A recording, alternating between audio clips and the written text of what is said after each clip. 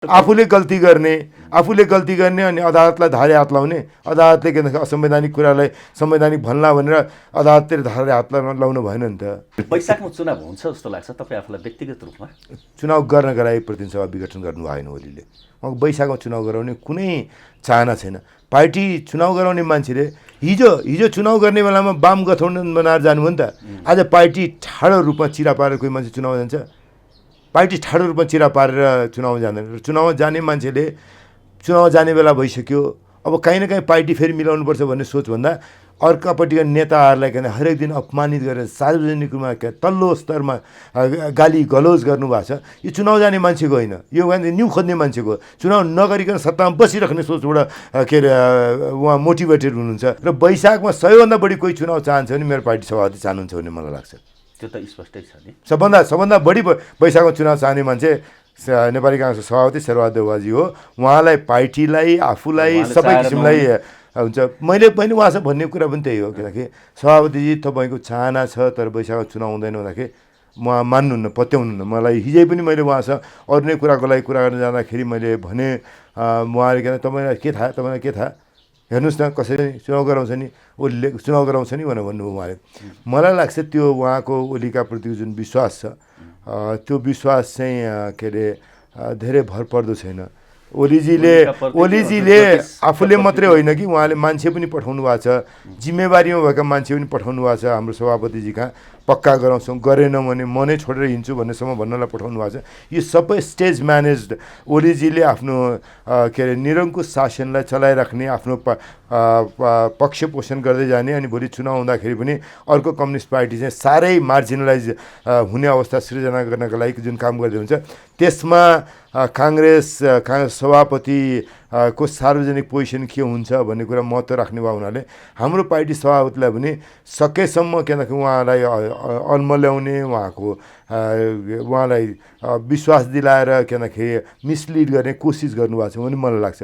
प्रदेश सरकारहरूमा चाहिँ अविश्वास प्रस्तावका श्रृङ्खलाहरू सुरु भएको छन् र त्यस्तो अवस्थामा कङ्ग्रेसले कुन पक्षलाई सघाउने भन्ने विषयमा अब यो विषय छलफलमै छ, पार्टीले निर्णय गरेका छन्। तर मैले स्वाभाविक देख्ने के हो भन्दाखेरि एक हामी प्रमुख प्रतिपक्षी दल, हाम्रो त्यो स्टेटस फेरिया छैन।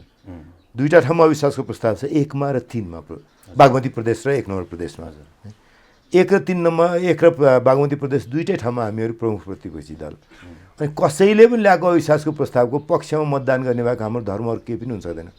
हामी सत्तामा भाव भए पो, सत्ताको के भन्दाखेरि मतियार भएको भए अथवा सत्ताको के भन्दाखेरि छाया भएको भए पो हामीले के अरे अविश्वासको प्रस्तावको विपक्षमा मतदान गर्ने अथवा के भन्दाखेरि त्यसमा तटस्थ रहने सम्भावना हुन्थ्यो। त्यसैले हाम्रो धर्म अविश्वासको प्रस्तावको पक्षमा मतदान गर्ने। एक दोस्रो, त्यस पछाडि अविश्वासको प्रस्ताव पारित भयो भने के गर्ने भनेर तपाईँले भन्नुभयो। अविश्वासको प्रस्ताव पारित भयो भने त्यहाँ उहाँले वैकल्पिक प्रधानमन्त्रीको नाम भन्नुभएको छ, के अरे भीम आचार्यजीको नाम छ 1 नम्बर प्रदेशमा, बागमतीमा अष्टलक्ष्मी साक्यको नाम छ।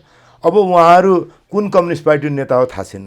के अरे निर्वाचन आयोगले एउटै कम्युनिस्ट पार्टी छ भन्छ, तपाईँहरू दुईवटा हुन पाउनुहुन्न हुन्छ। अनि उहाँहरूको के भन्दाखेरि पार्टीभित्रको संसद दलको नेता बदलिया हो कि अब हामीले उहाँलाई विश्वासको मत दिने पनि कुनै आधार देख्ने मैले। कम्युनिस्ट पार्टी एउटा हुँदासम्म एउटा कम्युनिस्ट पार्टीको नेतालाई चाहिँ अविश्वास गर्ने, अर्को कम्युनिस्ट पार्टीको नेतालाई चाहिँ विश्वास गर्ने हामीले गर्न सक्दैनौँ। त्यसैले अविश्वास गर्छौँ हामीले। अहिलेको मुख्यमन्त्रीलाई पनि अविश्वास गर्छौँ र उहाँहरूले विकल्पका रूपमा प्रस्तावित गरिदिनु भएको मान्छेलाई पनि अविश्वास गर्ने बाहेक हामीसँग अर्को विकल्प छैन। नमस्कार, सुनौलो नेपाल.com को प्रस्तुति सुनौलो संवादमा यहाँहरूलाई स्वागत छ। आज हामीसँग सुनौलो संवादमा छलफलका लागि हुनुहुन्छ नेपाली काङ्ग्रेसका केन्द्रीय सदस्य तथा निवर्तमान सांसद डाक्टर मिनेन्द्र रिजाल। म उहाँलाई कार्यक्रममा स्वागत गर्छु। डाक्टर साहब, यहाँलाई स्वागत छ।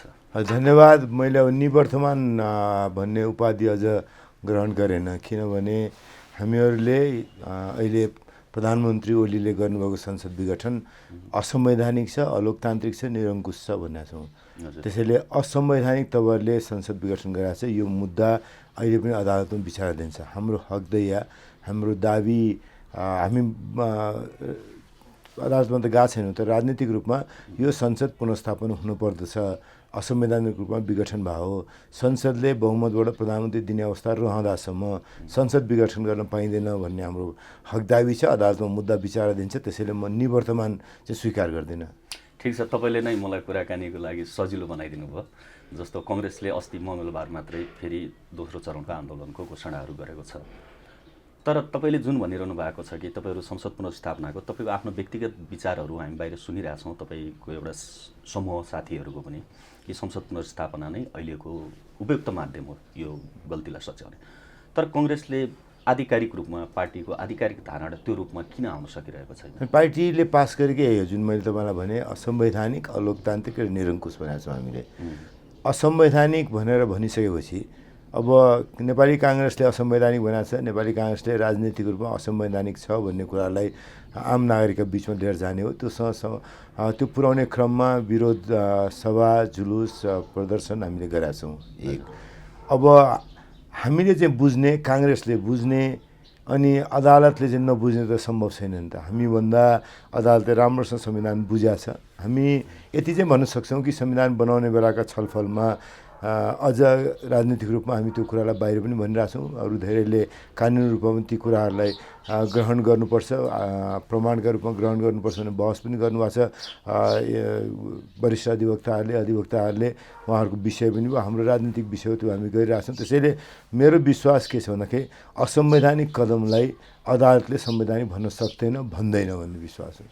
जस्तो अस्ति नरहरीजीले पनि एक ठाउँमा भन्नुभयो कि जस्तो यो संवैधानिकताको बहसमा लाग्दै पार्टीकै वैधानिकता पनि सकिने अवस्था पनि आउन सक्छ। जस्तो अदालतको पाटो एउटा पाटो छ। जस्तो उहाँले पनि के भन्नुभएको छ भने अदालतमा कुनै मुद्दा विचाराधीन छ भनेर एउटा पार्टीले चाहिँ विकल्प रहित ढङ्गले चुप लाएर बस्न मिल्दैन पनि भनिरहनु भएको छ। ठिक छ, असंवैधानिक कङ्ग्रेसले भन्यो, त्यसलाई सच्याउने चाहिँ कसरी त? सडकमा गएर त कसले सच्याइदिने? होइन, मेरो विश्वास के हो भने म तपाईँलाई एउटा कुरा अनुरोध गर्न चाहन्छु। नेपाली काङ्ग्रेसलाई बुझ्नका लागि अथवा हाम्रो काम गराइ र हाम्रो राजनीतिक गतिविधिलाई बुझ्नका लागि हाम्रो इतिहास र हाम्रो परम्परालाई एकपल्ट निहालेर हेरिदिनुहोस् भन्ने मेरो अनुरोध छ। हाम्रो परम्परा भनेको पञ्चायत व्यवस्था हामीले मानेनौँ। पञ्चायत व्यवस्था के अरे राजाले सैन्य बलमा कु गरेर सुरु गरेको व्यवस्था थियो। तर त्यो व्यवस्थामा भएको अदालतमा पनि हाम्रो नेता बिपी कोइराला 8-8वटा फाँसीको मुद्दा अदालतमा पुग्दाखेरि बिपीले भन्नु भएन कि यो पञ्चायतको अदालत हो, मैले नमानेको संविधानको अदालत हो, जान्न भन्नु भएन। अदालतमा गएर बयान दिनुभयो र मैले सशस्त्र क्रान्तिको आह्वान गर्दाखेरि मैले नै काममा नलागेको मान्छे पनि मेरो आह्वानको प्रेरणाबाट कसैले केही घटना गरेको छ भने त्यसको नैतिक जिम्मेवारी म लिन्छु भन्नुभयो। बिपी कोइरालाले अदालतमा दिएको बयान अङ्ग्रेजीमा पनि अनुवाद भएको छ र दुनियाँभरिको एउटा मननीय पठनीय साहित्यका रूपमा छ। राजनीतिक साहित्यको रूपमा एउटा राजनीतिक नेताले कसरी जिम्मेवारी लिन्छ र नेपालको इतिहासको क्रममा कसरी नेपालमा लोकतन्त्रको विकासलाई जोडेर हेर्न अथवा प्रजातान्त्रिक आन्दोलनलाई कसरी हेर्न सकिन्छ। त्यस पछाडि विभिन्न संस्थाहरू, त्यति बेला त अब राजतन्त्र थियो, राजतन्त्र र त्यो आलोकमा के अरे प्रजातन्त्रको पुनर्स्थापना इत्यादि विषयहरू उहाँको बयानमा जोडिएको छ भने त्यसरी अदालतमा बिपी मात्रै होइन, गणेशमानजी पनि बिपी जत्तिकै हिसाबले जानुभयो। गणेशमानजीको बरु वास्तवमा मुद्दामा जाने बेलामा पनि उहाँलाई बरु आशंका अलिकति थियो। बिपीले भन्ने गर्नुहुन्थ्यो कि मलाई राजाले फाँसी दिन सक्दैनन् भन्ने विश्वास थियो। गणेशमानजीलाई लागेको थियो फाँसी दिन्छ भनेर। तर जीवनभर बिपीसँगै हिँडे। अब फाँसी चढ्ने बेला किन अलग हुने भनेर उहाँ फाँसी चढ्न तयार भएर आउनु भने फाँसी चढ्नै के अरे तयारी मनमा लिएर, आँट लिएर, साहस लिएर पनि अदालतमा मुद्दा लड्नुभयो, बयान दिनुभयो गणेशमान सिंहले। त्यो पार्टीका बिपी कोइराला गणेशमान सिंहको पार्टीका मानिसहरू हामी हौँ। त्यति मात्रै होइन, अहिले पछिल्लो चरणमा पनि भन्नुहुन्छ भने नेपाली काङ्ग्रेस दुईवटा थियो। काङ्ग्रेस प्रजातान्त्रिक सभापति शेरबहादुर देउवा हुनुहुन्थ्यो, जो आज पुरै काङ्ग्रेसको सभापति हुनुहुन्छ। ज्ञानेन्द्रको निरङ्कुश शासनको बेलामा शाही आयोग खडा गरेर उहाँहरूलाई मुद्दा लगाएको थियो। प्रकाश मानजीलाई र शेरबहादुर देउवाजीलाई दुईजनालाई थुन्यो र त्यो थुन्या बेला उहाँहरू अदालतमा बसेर ज्ञानेन्द्रको निरङ्कुश शासनकालको अदालतमा पनि बहस गर्नुभयो र अदालतले पनि पर्खेर बस्यो कि कहिले राजनीतिक परिस्थिति उपयुक्त हुन्छ। त्यो परिस्थिति उपयुक्त भएपछि शाही आयोग असंवैधानिक छ भनेर उहाँहरूलाई थुनाबाट मुक्त गर्यो, मुद्दा उहाँहरूको खारेज भयो। भने यसरी हामीले कठिनभन्दा कठिन, जहाँ अदालतले स्वतन्त्र रूपमा काम गर्नलाई पनि कठिनाइ हुन्थ्यो त्यस्तो बेलाका अदालतमा पनि हामीले न्याय खोजेर न्याय पाएको पार्टी हो। राजनीतिक विकासको क्रमलाई हामीले त्यसरी मद्दत गरेका छौँ। अदालतको मान्यतालाई त्यसरी जोगाइराख्नका लागि मद्दत गरेका छौँ। अदालतप्रतिको हाम्रो आस्था र विश्वासलाई हामीले कालोभन्दा कालो दिनमा पनि त्यो हल्लिन नदिकन राखेका हुनाले आजको दिनमा के अरे सङ्घीय लोकतान्त्रिक गणतन्त्र नेपालको अन्तर्गतको नेपालको संविधानबाट के अरे परिचालित हुने, त्यसबाट निर्देशित हुने स्वतन्त्र निष्पक्ष र सक्षम न्यायपालिकाले कसरी असंवैधानिक कुरालाई संवैधानिक भन्छ भनेर मैले मान्ने, म मान्न सक्दैन। त्यो ठिकै छ कि जस्तो अदालतमा मुद्दा विचाराधीन छ, अदालतले त्यसलाई केलाइरहेको छ, बहसहरू सुनिरहेको छ, तर एउटा राजनीतिक पार्टीको रूपमा यो कदम असंवैधानिक भनिसकेपछि त्यसलाई सच्याउने कसरी कि अदालतकै भर परेर बस्ने भन्ने कङ्ग्रेसको आजको निर्णय हो? होइन, अदालतकै भर पर्ने भनेको केही नगर्ने भने होइन त। हामीले सबैभन्दा पहिले यस बारेमा आफ्नो प्रतिक्रिया दिउँ। मलाई व्यक्तिगत रूपमा हुनुहुन्छ भने त विघटनको समाचार आएको 30 सेकेन्ड नहुँदै मैले असंवैधानिक हो भने त्यसपछि त्यही दिन पदाधिकारीहरूको बैठकमा हामीहरूलाई पनि आमन्त्रण गर्नुभएको थियो सभापतिले। त्यो बैठकबाट हामीले प्रारम्भिक प्रतिक्रिया दियौँ। केन्द्रीय कार्य समितिको बैठक बस्यो, त्यसपछि विरोध प्रदर्शनको कार्यक्रमहरू हामीले गऱ्यौँ। पहिले 165 निर्वाचन क्षेत्रमा, त्यसपछि 330 प्रदेश निर्वाचन क्षेत्रमा, त्यसपछि 753 पालिकामा, त्यसपछि 6743 वार्डहरूमा गऱ्यौँ। अब अहिले फेरि हामी के भन्दाखेरि भातृ भगिनी संस्थाको जिल्ला स्तरमा, त्यसपछि शुभेच्छु संस्थाको जिल्लाको स्तरमा, त्यसै पार्टीले आफै पनि जिल्लाको स्तरमा गर्ने भनेर निर्णय गरेका छौँ। त्यो कार्यक्रमहरू हामी सम्पन्न गर्छौँ र त्यसपछि बिस्तारै केन्द्रमा र प्रदेशको राजधानीमा पनि कार्यक्रम गर्नुपर्छ भने हाम्रो मोटो रूपमा एउटा सोच छ। त्यसका लागि उपयुक्त तिथि मिति केन्द्र समितिले भन्ने छ, त्यसमा हामी छलफल गरिरहेछौँ। कसरी गर्दा केन्द्रमा गरेर प्रदेशमा गर्दा जाति हुन्छ कि प्रदेशमा गरेर केन्द्रमा गर्दा जाति हुन्छ। तर हाम्रो एउटा कुरा के भन्दा फरक तपाईँलाई मैले बुझाउनलाई सिधा सजिलो र यो कार्यक्रम हेरिरहनु भएको दिदीबहिनी दाजुभाइलाई मैले बुझाउन चाहिँ यति भन्नुपर्ने हुन्छ। हामीहरू कम्युनिस्ट पार्टीका नेता अथवा कम्युनिस्टहरू ब्याकग्राउन्डबाट आउनुभएका नेताहरूभन्दा अलिकति फरक के छ भने एउटा कार्यक्रममा नेपाल कम्युनिस्ट पार्टी प्रचण्ड माधवजी को नेतृत्वको, अब मैले त्यसलाई आधिकारिकै देखाएको छु अहिलेसम्म। मैले जुन प्राइमा फेसी एभिडेन्स देखिन्छ नि, त्यसमा के भन्दाखेरि 2/3 झन्डै सदस्यहरूको हस्ताक्षर एकातिर भएको हुनाले मैले त्योभन्दा अर्को आधिकारिक पार्टी त देखेन। तर त्यो पार्टीले आयोजना कार्यक्रममा म नेपाली काङ्ग्रेसको प्रतिनिधिका रूपमा गएको थिएँ। त्यहाँ डाक्टर बाबुराम भट्टराई जो अर्को लामो कम्युनिस्ट ब्याकग्राउन्ड लिएर आएको नेता, अहिले त के जनता समाजवादी दलको नेता हुनुहुन्छ। उहाँले के भन्नु भने अदालतमा आशा गरौँ भरोसा नपरौँ भन्नु। मैले उहाँपछि बोल्ने क्रममा मैले भने उहाँको र हाम्रो फरक छ। म अदालतमा विश्वास गर्ने मान्छे हुँ, भरोसा गर्ने मान्छे हुँ। अदालतले गरेन भने हामी यसो गर्छौँ भन्ने खालको परम्पराको मान्छे होइन भने त्यसैले तपाईँले हामीलाई अदालतमा अविश्वास गरेर केही गर्ने होइन काङ्ग्रेसले भन्नुहुन्छ भने हामीले अदालतमा अविश्वास गरेर गर्दैन। तर अदालतमा आम नागरिकको आवाज प्रष्ट रूपमा पुग्नका लागि, अदालतले पनि देख्ने गरी पुग्नका लागि मद्दत जुन गर्नुपर्छ, हामीले आफ्नो केस भन्नुहोस् न असंवैधानिक छ, नेपालको राजनीतिक पार्टी हो, सबभन्दा पुरानो राजनीतिक पार्टी हो, यो विषयमा बोल्ने हाम्रो जिम्मेवारी हो। सँगसँगै किन हाम्रो हकदायी पनि 63 जना प्रतिनिधि सभा सदस्यहरू यो असंवैधानिक निर्णयको कारणले काम गर्न नपाएर सरकारलाई जनताप्रति उत्तरदायी बनाउन नपाएर बस्नुभएको छ। त्यसैले त्यो 63 जनाको हकदायी बोल्ने काङ्ग्रेसको जिम्मेवारी हो। नेपालको संविधान बनाउने प्रमुख शक्ति हो हामी हाम्रो नेतृत्वमा बनाएको संविधान हो। यो संविधान बनाउनको लागि सबभन्दा बढी योगदान गरेको पार्टी हो। त्यसैले हामीले यो संविधान के हो, संविधान के मकसदबाट लेख्यो, संविधानमा मसौदा समितिमा के कुरा भएको थियो, राजनीतिक समितिमा के कुरा भएको थियो, संविधान सभामा के कुरा भएको थियो, अरू राजनीतिक पार्टीहरूसँग कुराकानीका कुराहरू लिएर जाने, त्यसलाई के अरे एकदमै वरिष्ठ विद्वान अधिवक्ताहरूले जुन बहस गर्नुभएको छ उहाँहरूको बहसलाई अझ एनरिच गर्ने, समृद्ध बनाउने जिम्मेवारी हो हाम्रो। त्यो गर्छौँ। सँगसँगै के भन्दाखेरि हामीले आम नागरिकका बिचमा नागरिकसँगको करार हो नि त। नागरिकले हामीलाई भोट दिन्छ। जस्तो मलाई मोरङ 2 नम्बर क्षेत्रको मान्छेले मतदान गरेर 5 वर्ष तिम्रो पार्टीको बहुमत आयो भने सरकार चलाऊ, बहुमत आएन भने कमसेकम हाम्रो निर्वाचन क्षेत्रको प्रतिनिधिको रूपमा काम गर भनेर पठाएको। त्यो जिम्मेवारी जनतासँग करार काङ्ग्रेसको त्यो हो। त्यो करारलाई पुरा गर्ने काङ्ग्रेस जिम्मेवारी छ। त्यसैले राजनीतिक रूपमा यसको प्रतिवाद गर्छौँ, राजनीतिक रूपमा हामीले आफ्ना कार्यक्रमहरू गर्छौँ, हामीले जनतालाई परिचालित गर्छौँ, जनताको आवाज सर्वोच्च अदालतसम्म पुग्ने परिस्थिति निर्माण गर्छ। त्यो चाहिँ हाम्रो जिम्मेवारी हो, तर अविश्वासबाट होइन, आशंकाबाट होइन।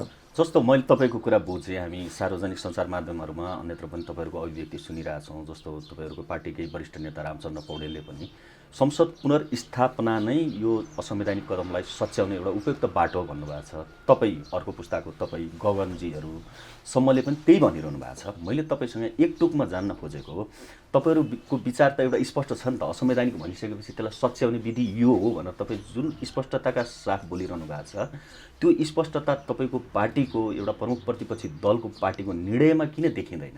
एउटा कस्तो भने नि असंवैधानिक कदम छ विघटन भनेपछि हामीले अदालतमाथि विश्वास छ भनेर अर्को भनेको छ हाम्रो परम्पराबाट। भन्दाखेरि हामीले भनेको हाम्रो निर्णयभित्र नै अन्तर्निहित कुरा के भन्दाखेरि पुनर्स्थापन हुनुपर्छ भन्ने हो नि त। त्यो भाषा बोलेन भने तपाईँहरूले हामीलाई भन्न पाउनुहुन्न। एउटा कुरामा तपाईँहरूले हामीलाई भने हुन्छ कि कम्युनिस्ट पार्टी जस्तो अहिले धेरैजनाको आम रूपमा तपाईँले मलाई प्रश्न त गर्नु भएन, मान्छेहरूले सोध्ने गर्नु चाहिँ किन तपाईँहरू एउटै मोर्चा बनाएर के अरे आन्दोलन गर्नुहुन्न भनेर। त्यो चाहिँ हामी गर्दैनौँ। किन गर्दैनौँ भने मैले तपाईँलाई एकदमै के अरे खुला र प्रष्ट रूपमा भन्नुपर्छ। जुन कुरा मैले प्रचण्डजी र माधवजीले राख्नुभएको कार्यक्रममा पार्टीको तर्फबाट जाँदाखेरि पनि बोलेँ कि यो असंवैधानिक बाटोमा लिएर जानको लागि उहाँहरूको दोष छैन। केपी शर्मा ओलीलाई असंवैधानिक बाटोमा संसद विघटनको बाटोमा जसरी पनि सत्तामा बसिराख्नुपर्छ भन्ने के अरे निर्वाचित सत्तावादी सोचमा पुर्याउनका लागि ठुलो मलजल गर्दाखेरि उहाँहरू हुनुहुन्थ्यो। उहाँहरूसँगै मतियार पनि हो यस अर्थमा कि केपी शर्मा ओली योपालि प्रधानमन्त्री जुन बन्नुभएको छ त्यो प्रधानमन्त्री बन्ने क्रम नै असंवैधानिक तरिकाबाट बन्नुभयो।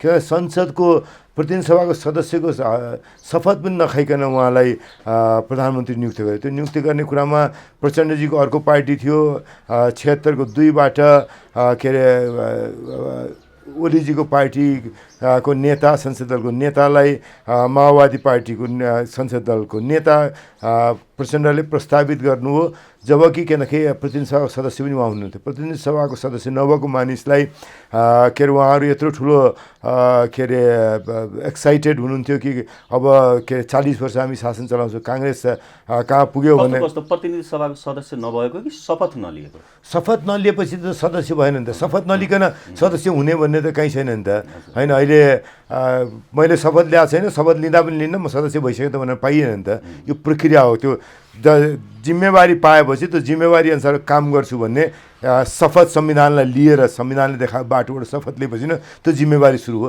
त्यो जिम्मेवारी प्रतिनिधि सभाको सदस्यको जिम्मेवारी पनि सुरु नभइकन कम्युनिस्ट पार्टीकै अथवा त्यतिखेर पनि प्रचण्डजी र ओलीजी सँगै हुनुहुन्थ्यो, उहाँहरूले केही प्रस्तावमा पुरानो कम्युनिस्ट नेता विद्यादेवी भण्डारी, अब अहिले त कम्युनिस्ट पार्टीको नेता भन्नु भएन मैले होइन, उहाँको कामबाट मैले प्रशस्त कम्युनिस्ट पार्टीको नेताकै रूपमा काम गर्नुभएको छ, अझ कार्यकर्ताको रूपमा काम गर्नुपर्छ भने यथेष्ट आधारहरू छन्, त्यतातर्फ जानु पऱ्यो भने कुराकानीको क्रममा जाउँला। तर अहिले मैले भन्दा चाहिँ नेपालको राष्ट्रपतिले यति बढी उहाँहरू सबै सुपर एक्साइटेड हुनुभयो कि संविधान छोडेर अनि केही निमेष पनि नपर्खिकन हाम्रो के अरे नेतालाई बनाइहाल्नुपर्छ। त्यो कामको सुरुवात गर्ने कुरामा प्रचण्डजीले गर्नु भएन। त्यस पछाडि उहाँहरू नेपालको संविधानमा हामीले सचेत मनमा लेख्यौँ कि एउटै पार्टीको मान्छे सभामुख पनि उपसभामुख पनि हुन सक्दैन, प्रदेशको पनि के अरे प्रतिनिधि सभाको पनि हुन सक्दैन भनेर।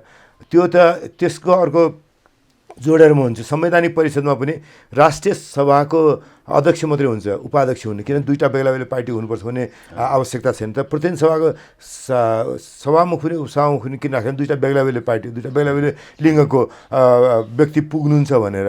त्यो त्यसरी गर्दाखेरि जस्तो महिलाको पनि सहभागिता, अरू सबै पुरुष प्रधान भए पनि कमसेकम त्यो बाटोबाट महिला त संवैधानिक परिषदमा पुग्छ, अर्को पार्टीको मान्छे पुग्छ, विपक्षी दलको नेता मात्रै होइन अर्को एउटा पनि मान्छे पुग्छ भन्ने हिसाबबाट बनाएको त्यो प्रतिनिधि सभाको सभामुख उपसभामुख छान्ने क्रममा र प्रदेश सभा छान्ने क्रममा उहाँहरूले फेरि अर्को असंवैधानिक बाटो सुरु के गर्नु एउटै पार्टी बनाउने भनेर चाहिँ त्यसैले हामी पार्टी अलि दिनपछि मिल्छौँ, पहिले यो निर्वाचन सकिहाल्छौँ, बेला बेला पार्टीको जस्तो बनाउँछौँ अनि बनाइसकेपछि हामी मिल्छौँ। हामीले भन्यौँ कि यसो गर्नु भएन तपाईँहरूले, अनि उहाँहरूले गर्नु गरिसकेपछि उहाँहरू एउटा पार्टी बनेपछि त नेपाल संविधान देखाएर भन्यो कि यो मिल्दैन भनेर। त्यो मुद्दा अहिले पनि अदालतमा विचाराधीन छ, अहिले पनि अदालतमा विचाराधीन छ। उहाँहरूले धम्काउने तर्साउनु गर्नु।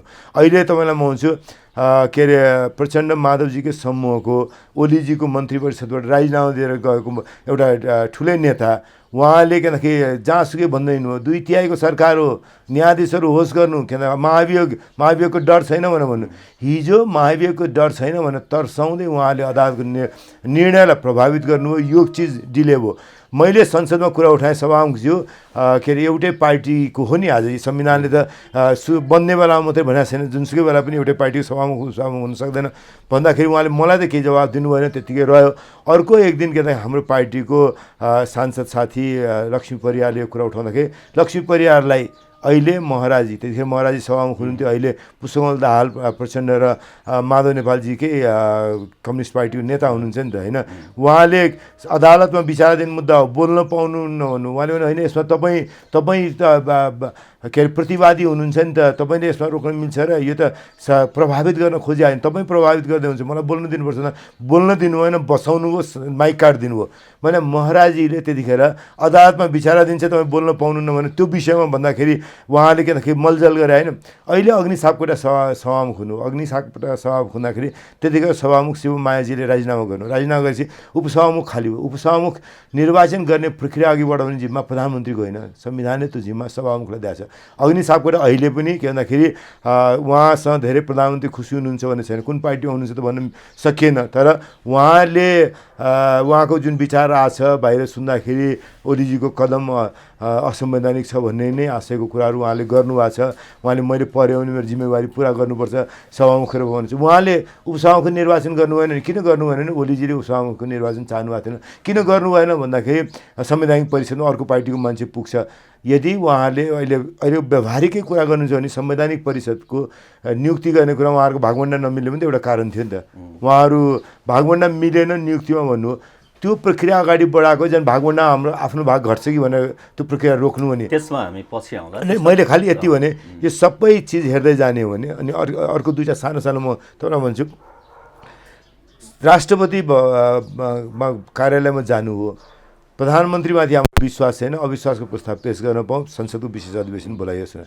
राष्ट्रपति कार्यालयले कम्युनिस्ट पार्टीको के अरे दर्ता चलानी अड्डा जस्तो त्यो के अरे विशेष महाधिवेशनको लागि गरेको के अरे दर्ता नगरिकन त्यो अनि उसलाई के उहाँलाई पर्खाएर रोकेर राख्यो। अनि उहाँहरू यतातिर 6 घण्टा बस्नुभयो, त्यसमा फेरि खालि एउटा टुङ्गाइहाल्यो, त्यसमा फेरि हामी फर्किन्छौँ। मैले खालि यसमा फेरि जाउँला लामै जाउँला मैले यति हो त।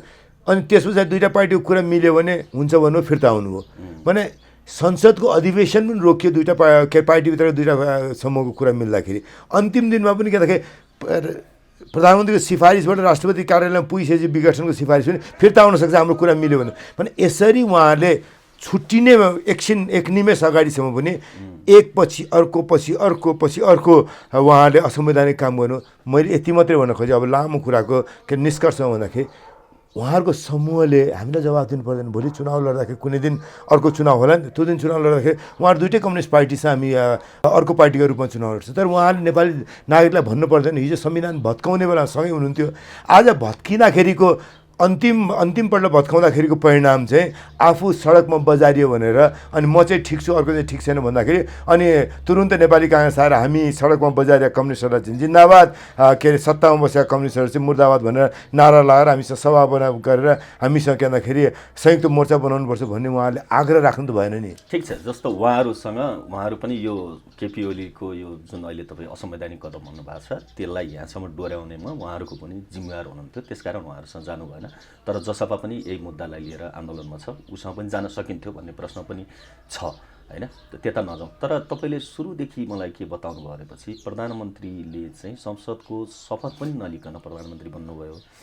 त्यहीँदेखि विधि मिच्ने प्रक्रिया, संविधान मिच्ने प्रक्रिया सुरु भयो होइन। त्यस पछाडि उपसभामुख फरक दलको फरक लिङ्गको हुनुपर्ने कुराहरूलाई पनि कार्यान्वयन गरिएन। यस्ता धेरै विधि मिच्दै अनि काङ्ग्रेसले यो कुरा 3 वर्षपछि मात्रै थाहा पायो। आखिर त काङ्ग्रेस पनि त घुमिफिरी त त्यति बेलै कडा प्रतिवाद गरेको भए त यो संविधान मिच्ने यो हदसम्मको परिणाम नआउन पनि सक्थ्यो होला। काङ्ग्रेस 3 वर्षपछि मात्रै जाग्यो, किन जाग्यो? अब मलाई तपाईँले त्यसरी कसरी भन्नु होला होइन। अब मैले संसदमा लगातार रूपमा प्रधानमन्त्रीजी निर्वाचित सत्तावादी बाटोमा हिँड्नु भएको छ भने संसदमा मात्रै होइन, मैले विभिन्न छापा माध्यममा, अनलाइन माध्यममा आफ्नो आर्टिकलहरू लेखेँ। पहिले सुरुमा ओली रब्सपियर बन्नुहुन्छ भन्ने आशंका छ, भएको राज सृजना गर्न थाल्नु भएको छ, अदालत तर्साउन थाल्नुभयो। म चुनाव जित्याउ, मैले केही मान्नु पर्दैन, अदालत मान्नु पर्दैन, संसद मान्नु पर्दैन, मेरो उत्तरदायित्व केही छैन, संवैधानिक निकाय अङ्गहरूलाई मान्नु पर्दैन भन्नुभएको छन्। के अरे सञ्चार जगतले आफ्नो काम गर्दाखेरि सरकारले नदेखेको ठाउँमा कसरी सञ्चार जगत गयो भनेर सञ्चार जगतमाथि उहाँहरूले पेल्ने काम गर्नुभएको छ, तर्साउनु भएको छ, नागरिक समाजसँग तर्साउनु भएको छ, पेसा व्यवसायको मानिसलाई तर्साउनु भएको छ। यो गर्नु हुँदैन भन्दाखेरि मैले सुरुको त्यो रब्सपियर बन्नु होला भन्दाखेरि बढी भयो भने दुईवटा खालको कोणबाट मेरो टिप्पणी आयो। एउटा डाक्टर बाबुराम भट्टराईजी जस्तो मान्छेहरू चाहिँ किनकि यो कहाँ रब्सपियर हुँदैन त जरन्डिन हुन् भनेर भन्नुभयो। उहाँ चाहिँ अलिकति के अरे राइटिस्ट हुन्, दक्षिणपन्थी हुन्, वामपन्थी होइनन् भन्ने खालको उहाँ वामपन्थीलाई गाली गर्दा अलिकति दुख्यो जस्तो लाग्छ मलाई डाक्टर भट्टराईलाई। अनि मैले चाहिँ के भन्दाखेरि उहाँ मैले पाएपछि सत्ता पाएपछि छोड्दिनँ भन्ने बाटोमा हिँड्नु भएको छ। अनि कतिपय अरू साथीहरूले भन्नुभयो किनकि होइन 2/3 झन्डै 2/3 भएको सरकारलाई तपाईँले यसरी भन्न मिल्छ भने प्रधानमन्त्री आफैले पनि भन्न थाल्नु। मैले त्यस पछाडि किनकि उहाँले संसदको अधिकार लिन थाल्नु, संसदलाई जवाफ नदिने। उहाँ मात्रै होइन, रामबहादुर थापा बादललाई एक दिन हामीले संसदको एउटा बैठक छोडेर हिँड्नु पऱ्यो। के अरे हामीले भन्यो कि मन्त्री अहिलेको संसदको नियमावलीमा मन्त्री बोलिसकेपछि प्रश्न गर्न पाइन्छ होइन, त्यसको स्पष्टीकरण दिनुपर्छ मन्त्रीले। त्यो दिनु उहाँले स्पष्टीकरण दिनु पऱ्यो भन्दाखेरि महाराजीले नदिने बनाउनु हो। महाराजी सभामुख हुनुहुन्थ्यो, हामीले होइन यो पाइँदैन भने कराउँदा केही नलागेपछि आजको दिनको हामी बैठक जान्छौँ भने एउटा आज त्यही पार्टीमा भएको मान्छे मैले अघिको प्रसङ्गमा फेरि जोडेँ। महाराजी हिजो किनकि रामबहादुर थापा बादलले गृहमन्त्रीले जवाफ नदिँदाखेरि स्पष्टीकरण नदिँदा पनि हुन्छ भनेर डिफेन्ड गर्नुभयो। भोलिपल्ट हामी के अरे प्रतिनिधि सभा आउँदाखेरि अहिले ती भएको योगेश भट्टराईजीले भने काङ्ग्रेस किन आउनु पऱ्यो, गए हुन्छ, बाहिरै बसे हुन्छ, के अरे यहाँ के छ हैसियत काङ्ग्रेसको, बहिष्कार गरेर त सधैँ बहिष्कार गरेर भने थाना मैले भन्नु भने उहाँहरू हामी लल्कारेर हिँड्नु भएको थियो। अनि मैले किनखेरि फेरि एउटा लेखेँ कि हिटलरको शासन कसरी सुरु भन्दा संसदको अधिकार उनले लिए। के अरे चान्सलरले प्रेसिडेन्टको अधिकार लिए, संसदको अधिकार लिए, अनि त्यसपछि बिस्तारै अधिनायक बाटोमा गयो। त्यसैले प्रधानमन्त्रीले यो सरकारले संसदप्रति उत्तरदायी छु, समाजप्रति उत्तरदायी छु, नागरिकप्रति उत्तरदायी छु, सञ्चार जगतप्रति उत्तरदायी छु, विधि छ, विधि मान्नुपर्छ भन्ने कुरा गरेन भने फेरि सबैले भने हिटलर भन्ने हाम्रो निर्वाचित प्रधानमन्त्रीलाई भने। त्यसपछि फेरि मैले लेखेको उहाँ त्यसपछि मैले के अरे उहाँ प्रधानमन्त्री आफै भन्नु एक दिन मलाई किनखेरि के अरे म कसरी अधिनायकवादी हुने के हुने यस्तै भनेपछि मैले भने संसदमा भने मुगाबे जस्तो हुनुभयो प्रधानमन्त्री। किनकि मुगाबे पनि 7 वर्ष आफ्नो कजका लागि लडाइँ गरे हुन्, जेल बसेका मान्छे हुन्, जाम्बियालाई स्वतन्त्र बनाए, तर पछि सत्ता एकपल्ट पाएपछि एउटा फ्रिडम फाइटर पछि रूपान्तरित भएर कुनै आत्मसत्ता नछोड्ने निरङ्कुश शासकको रूपमा रहे। त्यसैले प्रधानमन्त्रीसँग चिन्ता के छ म त्यो बाटोमा हिँड्नु थाल्नु भने मैले अब त्यो चिन्ता त अहिले झन् प्रमाणित हुँदै गएको छ। म खुसी हुने थिएँ मैले गल्ती मेरो आशंका चाहिँ गलत प्रमाणित भएको त आज हामी सबै नेपाली खुसी हुन्थ्यौँ। मेरो आशंका झन् प्रमाणित हो।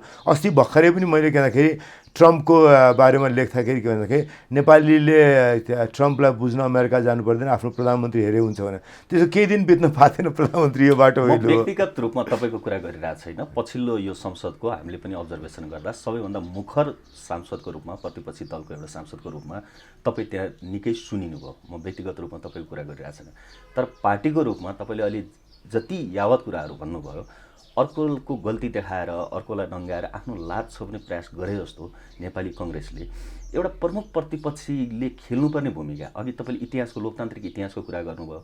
एकजना आफू निकटको व्यक्ति कुनै एउटा पदमा नियुक्त नहुँदा हुर्रिएर गएर प्रधान न्यायाधीशलाई, जो चाहिँ आज तपाईँहरूकै मुद्दाको पक्षमा बोलिरहनु भएको छ र तुलनात्मक रूपमा असल, इमान्दार, निष्ठावान पनि भनिनु भनेर चिनिनुहुन्छ, अभियोग लगाउने महाभियोग लगाउने कङ्ग्रेसले यत्रो सुरुदेखि संविधान मिचिँदै आएको कुरामा किन संसदमा जोरदार रूपमा बोल्न सकेन, प्रमुख प्रतिपक्षीको भूमिका देखाउन सकेन, त्यो त तपाईँले पनि महसुस गर्नुभयो होला। एउटा कुरा तपाईँले मलाई हाम्रा सबै निर्णयलाई उही सासमा बहस गरेर त्यसलाई भन्दाखेरि डिफेन्ड गर भनेर भन्नुभयो भने अब मैले त्यो गर्नु उचित हुन्न, किनभने हामी पार्टीले गरेका सबै निर्णयप्रतिको त्यसका बारेमा अपजस छ भने त्यो अब्जस लिन म तयार छु।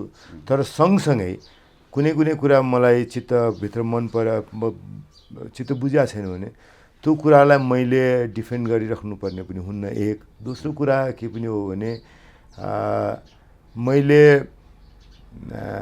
धेरै बढी यो कुरामा बोल्नु मैले लोकतान्त्रिक चरित्र पनि हुन्न, किन केही कुरा त मेरो पार्टी कस्तो पार्टी हो भने काङ्ग्रेसलाई बुझ्दाखेरि यसरी बुझ्नुहोस् कि अलिकति ब्रडर स्पेक्ट्रमको पार्टी छ। हामी कहाँ विचारमा जस्तो आर्थिक विचारमा होला, राजनीतिक विचारमा होला, दर्शनमा होला, किनकि वाइडर स्पेक्ट्रममा बसेको पार्टी हो। त्यसैले एउटा स्पेक्ट्रमको कुनामा भएको मान्छेले अर्को स्पेक्ट्रममा एकदम चर्की पार्टीको कुरा चाहिँ बाहिर काट्दै हिँड्नुपर्छ भन्ने कुरामा चाहिँ मलाई ठिक लाग्दैन, किनकि मलाई मेरो पार्टीको केही कुरा चित्त बुझाएको छ भने पार्टीकै मेकानिजमभित्र त्यसलाई सच्याउँदै जाने हो। मैले भोलि पार्टीमा अझै योगदान गर्छु नै भन्ने मलाई लागेको छ। त्यो योगदान कसरी गर्ने भन्दाखेरि त नेपाली काङ्ग्रेसको पुरानो अनुभवका आधारबाट के कुरा मलाई चित्त बुझ्यो बुझेन भन्ने प्लेटफर्म चाहिँ मेरो पार्टीभित्रको प्लेटफर्म बन्ला भोलिको दिनमा। त्यसै मैले अहिले तपाईँको यो विषयमा चाहिँ यो विषयमा मैले डिफेन्ड गर्नलाई पनि पार्टीको निर्णयलाई डिफेन्ड गर्न पनि थप आवश्यक देखेन मैले। र दोस्रो कुरा यसको अब्जस लिँदै लिँदा म काङ्ग्रेस भएर पनि म चाहिँ होइन है भनेर भाग्छु भन्ने पनि भन्दिनँ मैले। जस्तो त्यो चाहिँ हामीले पनि हेरिरहेको छौँ, तपाईँहरू वरिष्ठ नेता रामचन्द्र पौडेलको नेतृत्वमा एउटा दबाव समूह बनाएर असंवैधानिक भनिसकेपछि त एउटा मुद्दा के त विकल्प प्रस्तुत गरेर जानुपर्छ, संसद पुनर्स्थापना भन्नुपर्छ भनेर पनि गइरहनु भएको छ। त्यो आफ्नो ठाउँमा छ। अब अलिकति विषय खालि मैले तपाईँले दबाव समूह भन्नु चाहिँ मेरो चाहिँ अलिकति फरक खालको छ क्या। कतिपय साथीहरूले दबाव समूह पनि भन्नुभएको छ होइन, म चाहिँ अलि बढी किनकि बााउन्ड्री स्प्यानिङ रोल भन्छ। म म्यानेजमेन्टको स्टुडेन्ट हो कि बााउन्ड्री स्प्यानिङ भने हाम्रा गुटहरूको बााउन्ड्री हुन्छ नि, त्यो बााउन्ड्रीलाई छिचोलेर काम गर्नुपर्छ भन्ने मान्यता राख्छु। अहिलेसम्म वास्तव हुनुहुन्छ भने मेरो पार्टीभित्र भूमिका कमसेकम गएको 3 वर्ष तपाईँले हेर्नु भने यो पार्टीको गुटहरूको समूहहरूको सीमा र परिधिलाई छिचोल्ने खालको काम गरिरहेको छु भने म जुन समूहमा छु, म रामचन्द्र पौडेलसँग आबद्ध भएर केन्द्रीय कार्य समितिको चुनाव लड्ने, केन्द्रीय कार्य समितिमा म चुनाव जितेँ, रामचन्द्र पौडेललाई हामीले जिताउन सकेनौँ सभापतिमा। त्यसैले त्यहाँभन्दा म बाहिर छु भन्न खोजेँ, ती भित्र छु, त्यो परिधिभित्रभन्दा भित्र छु। त्यो परिधिभित्र, त्यो सीमाभित्र, त्यो समूहमा बसेका मान्छेहरूमध्ये मेरो भूमिका चाहिँ अलिकति बढी त्यो गुटको बिचको परिधिहरूलाई सीमाहरूलाई छिचोल्ने खालको छ। त्यसैले मलाई तपाईँको अहिलेको भाष्यमा अलिकति आफूलाई ठ्याक्कै त्यहीँ फेला नपार्यो हुनाले मैले यति भन्न आवश्यक ठाने। ठिक छ। जस्तो तपाईँलाई के लाग्छ यो प्रधानमन्त्रीबाट जुन यो कदम आयो प्रतिनिधि सभा विघटनको, यो चाहिँ उहाँको आफ्नो निजी सोच थियो अथवा चाहिँ वैशाखमै चुनाव गरेर फेरि बहुमत ल्याउँछु, मलाई पार्टीभित्रैबाट असहयोग भयो भनेर गर्नुभएको हो कि यसको परिदृश्यमा यसको वरिपरि अरू कुराहरू पनि छ? मैले अब धेरै कुरा किन स्पेकुलेट गर्ने भन्ने लाग्छ। प्रधानमन्त्रीलाई सत्ता चाहियो, उहाँ कुनै हालतमा सत्ता छोड्न तयार हुनु भएन। अनि सत्ता छोड्न तयार भएको त उहाँले आफ्नो पार्टीको संसदीय दलमा विश्वासको मत ल्याए हुन्थ्यो नि त होइन। त्यसरी त उहाँका विरोधीहरूले त्यहीँ चुप लाएर बस्नुपर्ने हुन्थ्यो भने उहाँको पार्टीको आन्तरिक कुरा हो भने होइन भने नेपाली काङ्ग्रेसमा के अरे फेरि नेपाली काङ्ग्रेसका राम्रा कुरा मात्रै सुनाउन खोज्नुहुन्छ भनेर भन्नु होला तपाईँले। कृष्णप्रसाद भट्टराईले पार्टीभित्र संसदीय दलमा आफ्नो बहुमत नहुने अथवा बहुमत छैन भन्ने पनि टुङ्गो नभएको अवस्थामा उहाँले राजीनामा दिनु भने प्रधानमन्त्री पदबाट भन्दाखेरि केपी शर्मा ओलीलाई कृष्णप्रसाद भट्टराईले देशकै प्रधानमन्त्री हो नि, उहाँ पनि एउटा चुनावमा उहाँलाई नै कृष्णप्रसाद भट्टराईलाई प्रधानमन्त्री बनाउँछौँ भने हामी चुनाव लडेका थियौँ, केपी शर्मा ओली नै प्रधानमन्त्री बनाउँछौँ भने त बरु उहाँहरू चुनाव लड्नु भएको थियो। त्यसरी वास्तवमा त्यस अर्थमा जनताबाट प्रधानमन्त्री पदका लागि अनुमोदित मान्छेले पनि आफ्नो संसद दलमा विश्वास छ कि छैन भन्ने अवस्था अथवा संसद दलमा विश्वास छ कि छैन भने खोजी गर्ने भने अझ पार्टी बिग्र उहाँले प्रधानमन्त्री पद सरक्क छोडेर हिँड्नुभयो। प्रधानमन्त्री पद छोड्नु पर्थ्यो केपी शर्मा ओलीले पनि भने होइन मैले उहाँलाई प्रधानमन्त्री बन्नको लागि उहाँलाई पार्टीको संसद दलको बहुमत प्राप्त थियो त्यही प्रमाणित गरे हुन्थ्यो। त्यसैले मैले उहाँको आफ्नो सत्ता स्वार्थ प्रमुख हो देख्छु एक। दोस्रो कुरा के भन्दाखेरि प्रधानमन्त्रीजीसँग मेरो हेर्नुहोस् न व्यक्तिगत रूपमा उहाँले मलाई कहिले नराम्रो गर्नुभएको छैन। मैले पनि सम्मानकै भाव राख्छु। अलिकति के अरे ज्ञान गुण भएकै मान्छे जस्तो मान्छु मैले। तर ज्ञान गुण कस्तो खाले भन्दा नि मैले बाहेक अरूले कसरी यो ज्ञानै छैन भनेछ भने I am the ultimate arbiter of everything भने अहम ब्रह्मास्मि खालको उहाँको छ सर्वज्ञानी। त्यसैले उहाँलाई के लाग्यो भन्दाखेरि अब उहाँले गर्न नपाउने अरू कसले गर्ने त? अरू कोही छँदै छैन नि। नेपाल बनाउने कसले बनाउँछ? समृद्ध नेपाल सुखी नेपाली केपी शर्मा ओलीले नबनाए कसले बनाउने? केपी शर्मा ओलीले गर्ने काममा कसैले गर्छ भने कसैले अलमल गर्छ भने त्यसलाई सक्नु पऱ्यो। त्यो बाटोमा जानुभयो भने त्यो बाटोमा जानका लागि उहाँले कताको समर्थन जुटाउनु भयो, कता खेल्नुभयो, कता खेल्नु भएन। त्यो त कतिपय कुरा के अरे भविष्यमा हामी सबैलाई ज्ञान हुँदै जाला। अब उहाँले नि भनेको कुरा मान्ने भने हेर्नुहोस् किनकि उहाँको पार्टीको भाष्य बोकेर मैले हिँड्न गाह्रो मलाई किन लाग्छ अलि अगाडि झगडा हुँदाखेरि एउटाले अर्कोलाई देखाउनु, अर्कोले फल्ना विदेशीको भन्नु, अर्कोले अर्कोलाई फल्ना विदेशीको भन्नु। अनि त्यस पछाडि हेर्नुहोस् किनकि भारतले उचाल्यो भन्नु, पहिले अरूले प्रधानमन्त्रीले भन्नु, फेरि प्रधानमन्त्रीलाई भारतले उचाल्यो भन्नु, अरूले भन्यो, फेरि चिनलाई लिएर उहाँहरू दौडादौड गर्नु हो। अहिले पनि चिनका राजदूत गर्दाखेरि दुईटै खालका कम्युनिस्ट पार्टीका नेतादेखि लिएर राष्ट्रपतिसम्म दौडिरहनु भएको छ। भन्दाखेरि त अब यो सबै तमासा किन भयो भन्दा मैले अब चिनलाई दोष दिएर भारतलाई दोष दिएर हिँड्ने भन्दा त उहाँहरूले नि यो परिस्थितिको सृजना गर्नुभयो नि त। त्यसैले यसको जिम्मा त के अरे ओलीजीले लिनुपर्छ, विघटनको जिम्मा ओलीजीले लिनुपर्छ, संविधानमा बाहिर गएको जिम्मा ओलीजीले लिनुपर्छ। ओलीजीलाई यहाँसम्म पुर्याउने काम गर्नका लागि जुन परिस्थिति, जुन प्रवृत्ति, जुन संस्कार बोकेर हिँड्नुभयो बाँकी कम्युनिस्ट नेताहरू जो अहिले सडकमा बजारिनु भएको छ, जसमा हामी कजमा सँगै छौँ, तर उहाँहरूले हामीलाई जवाफ दिनु पर्दैन त? काहीँ न काहीँ अन्तर्मनमा आत्मनिरीक्षण गर्नु पऱ्यो नि त। आत्मनिरीक्षण गर्नुहोस् भन्ने हाम्रो चाहना हो। आफूले गल्ती गर्ने अनि अदालतलाई धारे हात लाउने, अदालतले के भन्छ असंवैधानिक कुरालाई संवैधानिक भन्ला भनेर अदालतले धारे हात लाउनु भएन नि त। जस्तो कङ्ग्रेसको नेताको साथसाथै राजनीतिक विश्लेषकको रूपमा पनि तपाईँलाई सोधौँ, पछिल्लो समय अलिकति चर्चा के भइरहेछ भनेपछि यो मिलेनियम च्यालेन्ज कम्प्याक्ट, यो एमसिसी र बिआरआईको लडाइँमा अहिले चाहिँ यो को बाजनु पर्यो र एमसिसीले बाजी मार्यो यो फुटमा र भारत त्यसको पछि थियो, अमेरिकाको पछि त्यति साह्रै स्पेकुलेट चाहिँ गर्दैन। विश्लेषणहरू भइरहेछ, तपाईँ सहमत हुनुहुन्छ? म त्यति यो अलिअलि ऊ जस्तो हुन्छ किनकि लिल टु फार फेब्रिकेसन जस्तो हुन्छ जस्तो लाग्छ मलाई। यति चाहिँ म भन्छु किनकि एमसिसी बारेमा जुन खालको बहस कम्युनिस्ट पार्टीले संसदभित्र संसद बाहिर गर्यो त्यो निश्चित रूपमा अरुचिकर अप्रिय नै थियो। उहाँहरूले एउटा पोजिसन लिनुपर्छ। तपाईँले स्मरण गर्नुहुन्छ भने मलाई बाहिर सोद्धाखेरि पनि र मैले संसदमा पनि भने जबसम्म कम्युनिस्ट पार्टीले मिलेनियम च्यालेन्ज कर्पोरेसनको बारेमा के गर्ने भन्ने निर्णय गर्दैन तबसम्म काङ्ग्रेस यस बारेमा बोल्नु जरुरत छैन, बोल्नु हुँदैन, संसदमा बोल्दिनँ भने मैले होइन। उहाँको पार्टीको एउटा विचार आउनु पऱ्यो। उहाँको पार्टी एउटा नेता भन्छ यो किनकि एमसिसी नेपाललाई घात गर्छ, देशघाती छ भन्ने, अनि अर्को नेता आउँछ किन एमसिसी बाहेक अर्को बाटो छैन भने कमसेकम पार्टी त एक ठाउँमा हुनु पऱ्यो नि यो विषयमा।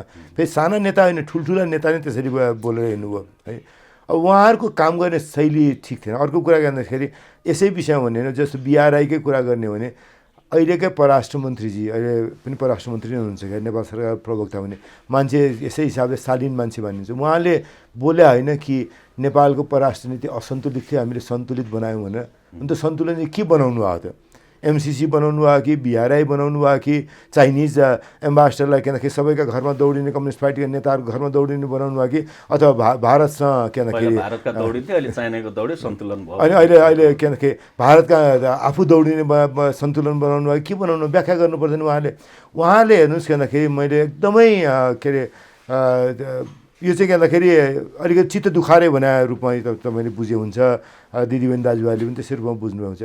उहाँले एकदम खेलाची जस्तो गर्नु क्या। नेपालको परराष्ट्र सम्बन्ध यतिका लामो समयसम्म जसरी बसेका छ नि, त्यो परराष्ट्र सम्बन्धको पृथ्वीनारायण शाहको एउटा भाष्य भन्दाखेरि दुई ढुङ्गा बिचको तरुलो भन्नेदेखि लिएर अहिलेसम्म हामीले त्यसलाई काहीँ न काहीँ के भन्दाखेरि अथवा अहिले आएर के भन्दाखेरि चीन र भारतका बिचमा हामी के भन्दाखेरि के अरे ल्यान्ड लक्ड होइन ल्यान्ड लिङ्क्ड हुन चाहन्छौँ भन्ने, अथवा दुईवटा देशको ट्रान्जिट पोइन्ट हुन सक्छौँ, हाम्रो विकासको सम्भावना छ, दुईटै देश दुनियाँमा निकै बलशाली शक्तिशाली उनको अर्थतन्त्र हुन थालेको छ, त्यसबाट फाइदा लिउँ भनेको छ भने यी सबै कुरा त हामीले एउटा नेपालको आफ्नो परिस्थिति, आफ्ना के अरे छिमेकीहरूको आफ्नो प्रतिस्पर्धा, छिमेकीहरूको उनको के अरे समन्वय, उनको उन्नतिबाट फाइदा लिने कुरा गर्न छोडेर उहाँलाई के आज यसलाई उहाँहरू एकदम केटाकेटी जस्तो लाग्छ कि मलाई के भन्दाखेरि आज चाइना बोके भारतलाई ठोक, भोलि भारत बोके चाइनालाई ठोक भने जस्तो किसिमले उहाँहरूले गरेर हिँड्नु, त्यो चाहिँ नराम्रो भयो क्या। त्यसले तपाईँले भने जस्तो तपाईँ प्रश्न मान्छेको मनमा उब्जाएको छ, यो बिआरआई हो कि एमसिसी हो कि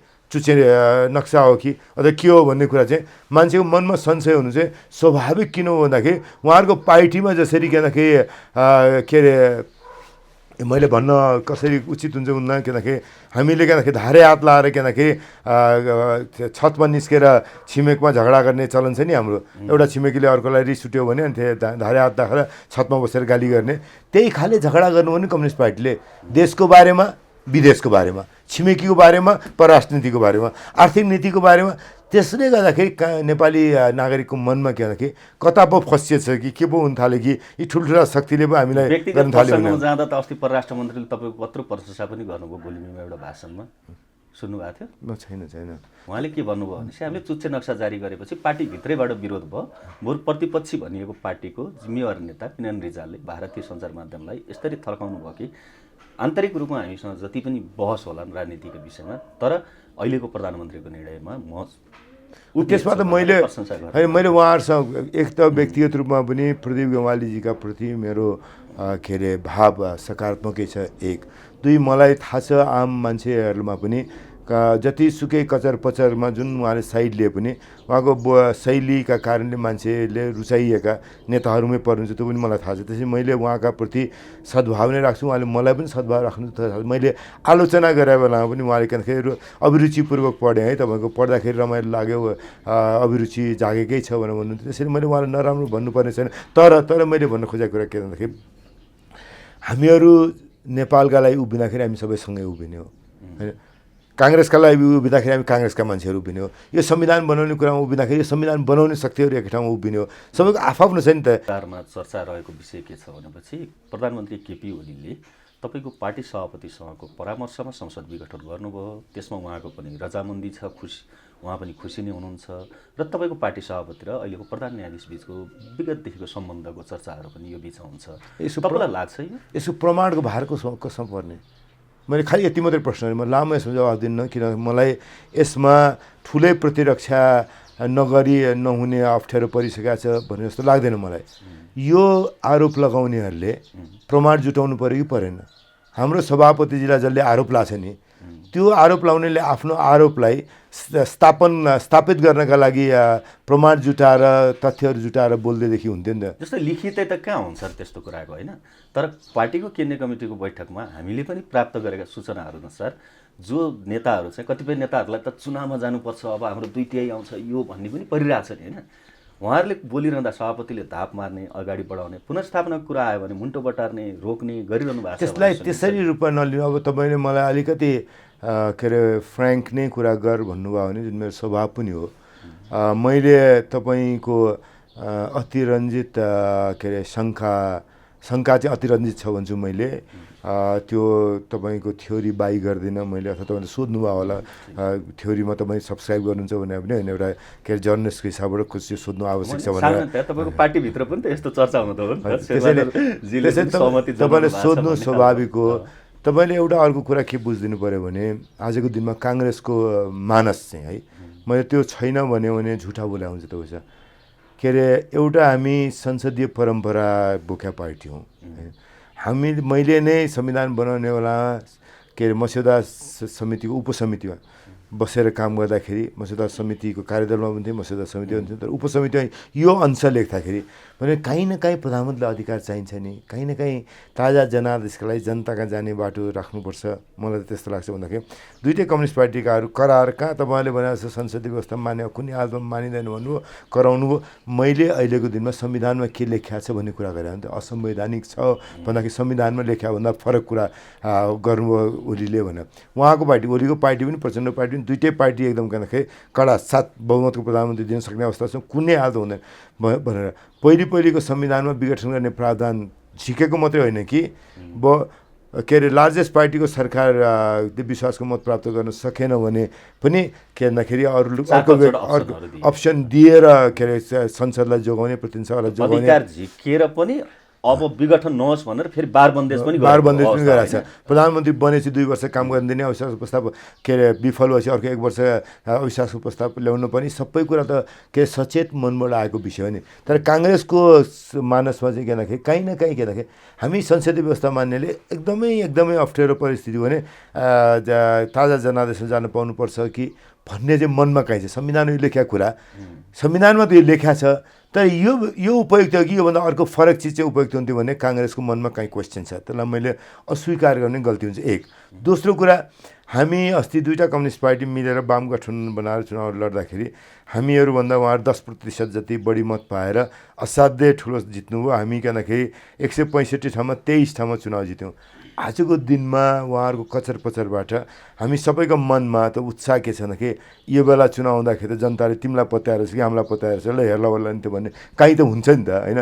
23 जना मात्रै भएको पार्टीले तल चुनाव लड्न चाहने साथीहरूले ल जे होला संविधान त हामी जाउँ नि त, यो कम्युनिस्टहरूले बिगारे भत्काए, काङ्ग्रेस मजाले बल साथ किन यो चुनाव संवैधानिक नभए पनि चुनाव गरेर पार्लियामेन्टमा बहुमतका साथ उभिएपछि त अनि ओलीले बिगार्छन् कि प्रचण्डले बिगार्छन् संविधान भन्ने चिन्तै नगरिकन संविधान ठिक बाटोमा लिएर जान सकिन्छ नि भन्ने पनि त काहीँ मनमा छ नि त। यो भाव काहीँ पनि छैन काङ्ग्रेसमा भनेर मैले भने झुटा बोला हुन्छ।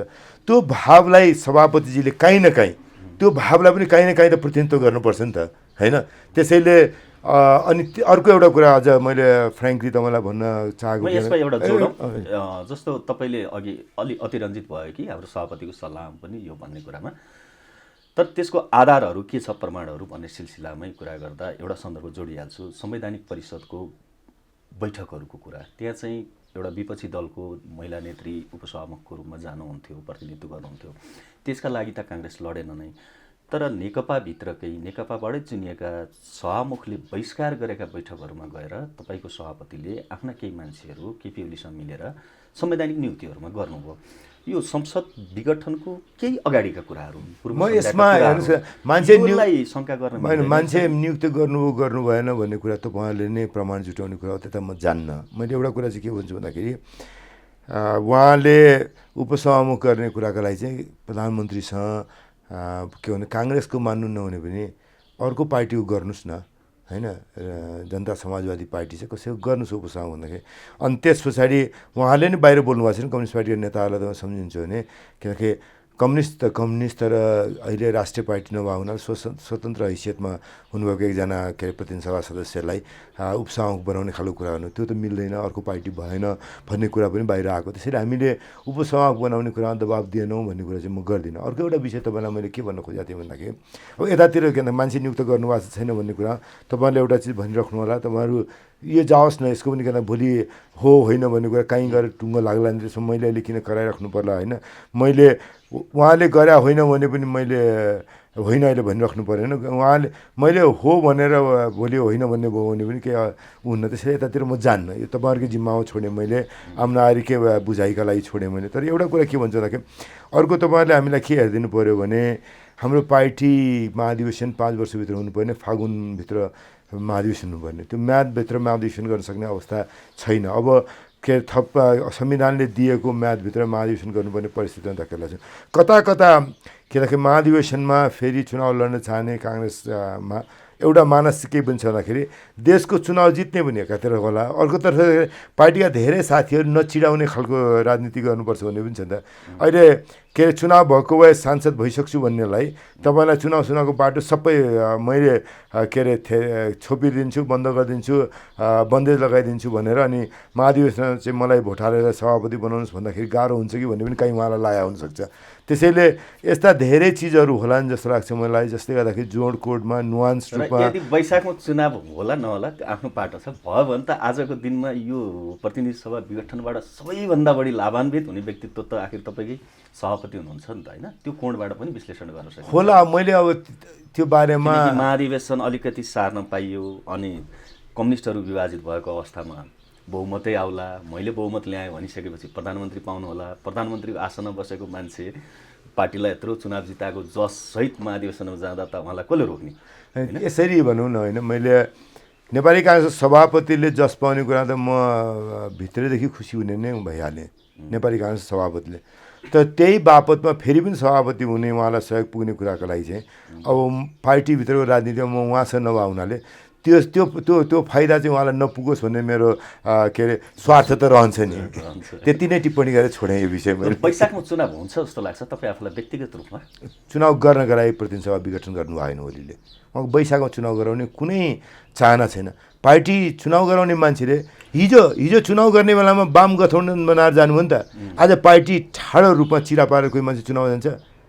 पार्टी ठाडो रूपमा चिरा पारेर चुनाव जाँदैन। चुनाव जाने मान्छेले चुनाव जाने बेला भइसक्यो, अब कहीँ न कहीँ पार्टी फेरि मिलाउनुपर्छ भन्ने सोचभन्दा अर्कापट्टिका नेताहरूलाई हरेक दिन अपमानित गरेर सार्वजनिक रूपमा तल्लो स्तरमा गाली गलौज गर्नुभएको छ। यो चुनाव जाने मान्छेको होइन, यो न्यु खोज्ने मान्छेको। चुनाव नगरिकन सत्तामा बसिराख्ने सोचबाट के अरे उहाँ मोटिभेटेड हुनुहुन्छ।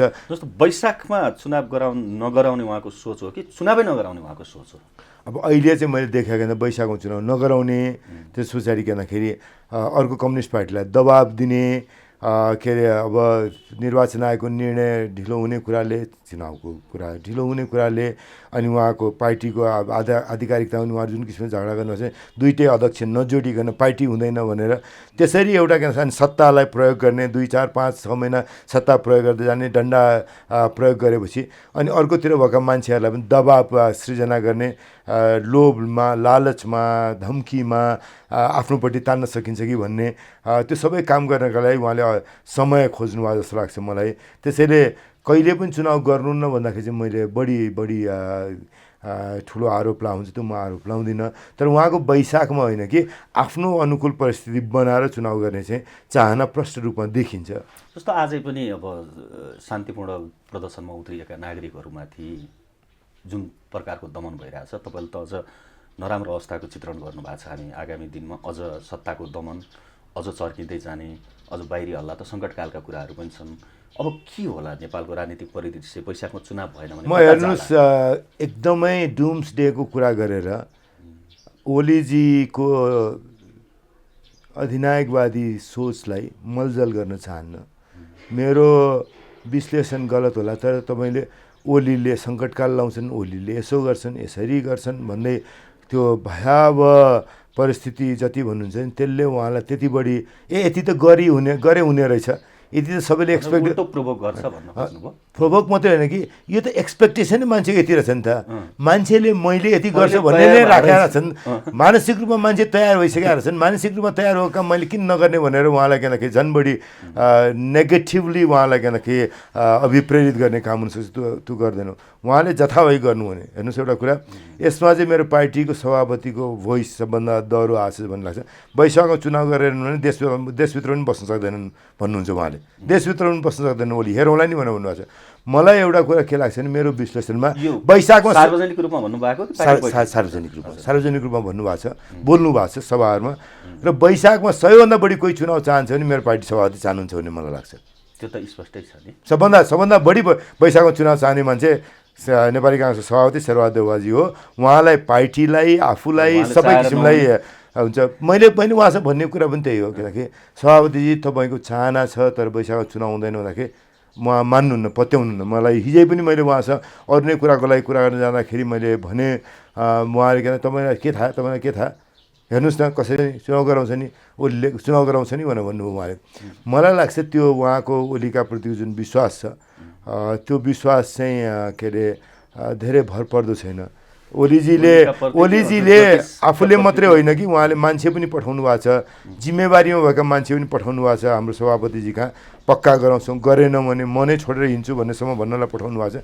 यो सबै स्टेज म्यानेज्ड ओलीजीले आफ्नो के अरे निरङ्कुश शासनलाई चलाइराख्ने, आफ्नो पक्ष पोषण गर्दै जाने, अनि भोलि चुनाव हुँदाखेरि पनि अर्को कम्युनिस्ट पार्टी चाहिँ साह्रै मार्जिनलाइज हुने अवस्था सृजना गर्नका लागि जुन काम गर्दै हुन्छ, त्यसमा काङ्ग्रेस सभापति को सार्वजनिक पोजिसन के हुन्छ भन्ने कुरा महत्त्व राख्ने भयो हुनाले हाम्रो पार्टी सभापतिलाई पनि सकेसम्म किनकि उहाँलाई अल्मल्याउने, उहाँलाई विश्वास दिलाएर किनकि मिसलिड गर्ने कोसिस गर्नुभएको छ भन्ने मलाई लाग्छ। मेरो फेरि यसमा पनि छ, मेरो कुरा गलत साबित होस्, सभापतिजीको कुरा सही साबित होस्, ओलीको निर्वाचन गर्ने नै सुरु होस्, बरु त्यो ठिक छ। जस्तो अहिले कङ्ग्रेसभित्र फेरि अर्को एउटा बहस पनि भइरहेछ नि, प्रदेश सरकारहरूमा चाहिँ अविश्वास प्रस्तावका श्रृङ्खलाहरू सुरु भएको छन् र त्यस्तो अवस्थामा कङ्ग्रेसले कुन पक्षलाई सघाउने भन्ने विषयमा अब यो विषय छलफलमै छ, पार्टीले निर्णय गरेका छन्। तर मैले स्वाभाविक देख्ने के भन्दाखेरि एक, हामी प्रमुख प्रतिपक्षी दल, हाम्रो त्यो स्टेटस फेरिया छैन। दुईवटा ठाउँमा अविश्वासको प्रस्ताव छ, 1 मा र 3 मा, बागमती प्रदेश र 1 नम्बर प्रदेशमा। 1 र 3 नम्बर, 1 र बागमती प्रदेश दुईटै ठाउँमा हामीहरू प्रमुख प्रतिपक्षी दल। अनि कसैले पनि ल्याएको अविश्वासको प्रस्तावको पक्षमा मतदान गर्ने भएको हाम्रो धर्महरू केही पनि हुन सक्दैन। हामी सत्तामा भाव भए पो, सत्ताको के भन्दाखेरि मतियार भएको भए अथवा सत्ताको के भन्दाखेरि छाया भएको भए पो हामीले के अरे अविश्वासको प्रस्तावको विपक्षमा मतदान गर्ने अथवा के भन्दाखेरि त्यसमा तटस्थ रहने सम्भावना हुन्छ। त्यसैले हाम्रो धर्म अविश्वासको प्रस्तावको पक्षमा मतदान गर्ने, एक। दोस्रो, त्यस पछाडि अविश्वासको प्रस्ताव पारित भयो भने के गर्ने भनेर तपाईँले भन्नुभयो। अविश्वासको प्रस्ताव पारित भयो भने त्यहाँ उहाँले वैकल्पिक प्रधानमन्त्रीको नाम भन्नुभएको छ, के अरे भीम आचार्यजीको नाम छ 1 नम्बर प्रदेशमा, बागमतीमा अष्टलक्ष्मी साक्यको नाम छ। अब उहाँहरू कुन कम्युनिस्ट पार्टीको नेता हो थाहा छैन। के अरे निर्वाचन आयोगले एउटै कम्युनिस्ट पार्टी छ भन्छ, तपाईँहरू दुईवटा हुन पाउनुहुन्छ। अनि उहाँहरूको के भन्दाखेरि पार्टीभित्रको संसद दलको नेता बदलिया हो कि अब हामीले उहाँलाई विश्वासको मत दिने पनि कुनै आधार देख्ने। मैले कम्युनिस्ट पार्टी एउटा हुँदासम्म एउटा कम्युनिस्ट पार्टीको नेतालाई चाहिँ अविश्वास गर्ने, अर्को कम्युनिस्ट पार्टीको नेतालाई चाहिँ विश्वास गर्ने हामीले गर्न सक्दैनौँ। त्यसैले अविश्वास गर्छौँ हामीले, अहिलेको मुख्यमन्त्रीलाई पनि अविश्वास गर्छौँ र उहाँहरूले विकल्पका रूपमा प्रस्तावित गरिदिनु भएको मान्छेलाई पनि अविश्वास गर्ने बाहेक हामीसँग अर्को विकल्प छैन। तर सभापतिजीकै कुराहरू फेरि जोडियो के, तपाईँले खालि त्यो प्रमाण पेश गर्नुहोस् भन्दा फेरि यो स्वस्फूर्त रूपमा आएको हो कि उहाँले चाहिँ प्रदेश 3 मा त हामीलाई मुख्यमन्त्री दिइसकेको छ ओलीजीतिर लाग्नुपर्छ भन्ने खालको कुराहरू पनि मैले सुनेको छैन। अब 1 नम्बर प्रदेश र बागमती प्रदेशमा हामीलाई कहीँ पनि मुख्यमन्त्री दिन्न भन्ने त कसले भन्या होला र? त्यो त अव्यावहारिक नै कुरा होला नि त आजको दिनमा, होइन? अब हाम्रोमा मनमा के होला, दुवैतिर पाएको झन् कसो हुन्थ्यो भन्ने होला हाम्रोमा लोभ गर्दाखेरि, होइन? अब दिनेले के भन्दाखेरि कम्तीमा एउटामा नदिकन त कसरी होला भन्ने उनीहरूले सोचा होला। एउटासँग मिलेर लिने, एकातिर अर्कोसँग मिलेर लिने गर्दा त पाइयो नि दुईटै। तर त्यसमा चाहिँ जस्तो मैले एउटा सीमालाई मानेको छु र मैले पनि सुझाव दिएको सभापतिजीलाई कि म जहाँ मतदान गर्छु त्यहाँ विचार राख्छु भनेर।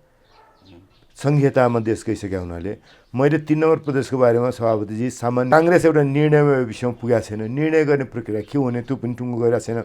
त्यसैले हामी निर्णयको प्रक्रियामा भएकै विषयमा मैले सभापतिले मैले भनेभन्दा फरक निर्णय गर्नुहुन्छ भने अनुमान गर्नु होला, गल्ती हुन्छ।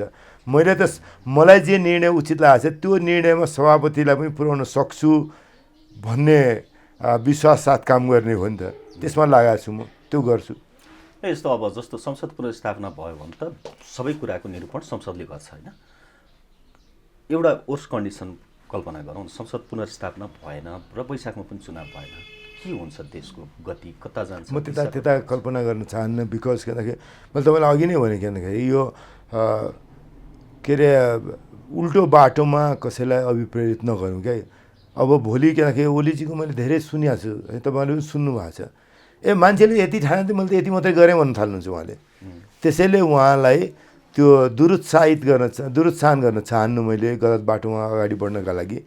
संविधान लोकतन्त्रभन्दा बाहिर उहाँ जानु पाउनुहुन्न, जानुभयो भने उहाँले धेरै ठुलो मूल्य चुकाउनुपर्छ। कङ्ग्रेसले कहिलेसम्म पर्खिन्छ अब अदालतको यो चाहिँ होइन अब त्यस पछाडि त धेरै पार्टीको धेरै strategy चिज बनाउनु धेरै पर्ला नि। चिजमा कट एन्ड ड्राई मसँग नसोध्नुहोस्। एकातिर कम्युनिस्ट पार्टीका नेताहरू पनि कसरी व्यवहार गर्दै जानुहुन्छ हेरौँ, दुईवटा कम्युनिस्ट पार्टी पनि के हुन्छ त्यो हेरौँ, निर्वाचन आयोग हेरौँ, अदालतको के भन्दाखेरि प्रक्रिया कसरी अगाडि बढ्छ हेरौँ, आम रूपमा नागरिकहरूको प्रतिक्रिया कसरी हुन्छ, सरकारले विरोध गर्ने, प्रतिवाद गर्ने, असंवैधानिक कदमलाई संवैधानिक बनाउनुपर्छ भने चाहिँ नागरिकको आवाजलाई दमन गर्ने बाटो कतिको कडा साथ प्रस्तुत हुँदै जान्छ। यी सबै विषयहरू त आजको दिनमा अथवा प्रक्रिया लम्बियो भने अदालती प्रक्रिया लम्बिँदै जाँदा 2-3 महिने लम्बियो भने कांग्रेस चाहिँ फेरि तेह्रो चरण मैले अब आन्दोलन गरेर त्यो बस्छ कि कुनै अर्को विकल्प होइन आजका दिनमा के भन्दाखेरि यस्तो भयो भने यसो गर्छु, यसो भने यसो गर्छु, यसो भने यसो गर्छु भने 6-7वटा खालको सिनेरियो, अनि त्यो सिनेरियोमा काङ्ग्रेसले यो गर्छ भनेर भन्नु उचित हुँदैन। त्यो चाहिँ विश्लेषण पार्टी त त्यसका लागि तयार बस्नुपर्छ नि त। तयार बस्नु यो भयो भने यस्तो गर्ने, यो भएन भने यस्तो गर्ने। त्यो विषय त आज तपाईँसँग मेरो छलफलको विषय त हुन सकेन नि त, मिलेन पनि नि त। जस्तो पार्टीको आन्तरिक जीवनतिर जाउँ, तपाईँहरूको महाधिवेशनको समयावधि पनि घर्किसकेको छ। अब यो फागुनभित्र गरेन भने तपाईँहरूसँग बढीमा 6 महिना संवैधानिक रूपमा महाधिवेशन चाहिँ टाइममा हुन्छ। सरजी अब आज नभए पनि सुन्नुहोस्, आज लामै कुरा गरिसकेको छौँ हामीले, यो अर्को विषय प्रवेश गऱ्यो भने फेरि अझ लामो हुन्छ। मैले यति मात्रै भन्छु कि वैशाखमा निर्वाचन गर्ने भनेको छन् ओलीले। हामीलाई लाग्छ कि त्योभन्दा निकै अगाडि नै अदालतले यो असंवैधानिक छ भनेर त्यो कुरो टुङ्गो लागिसक्छ। असंवैधानिक कदम अदालतले असंवैधानिक भनिसक्छ। त्यसैले नर्मल कोर्समा नेपालको राजनीति फेरि फर्किसकेको हुन्छ। नर्मल लयमा राजनीति फर्किसकेपछि त हामीलाई अधिवेशन त्यसको लगत्तै पछि जस्तो गर्नलाई खासै कठिनाइ हुन्छ जस्तो लाग्दैन मलाई। हामीलाई संवैधानिक रूपमा भदौसम्म समय प्राप्त हुन्छ, तर भदौभन्दा निकै अगाडि नै अधिवेशन सम्पन्न गर्नका लागि कठिनाइ हुने म देखिरहेको छैन। त्यसैले अहिले त्यतातिर स्पेकुलेट गर्ने भन्दा मैले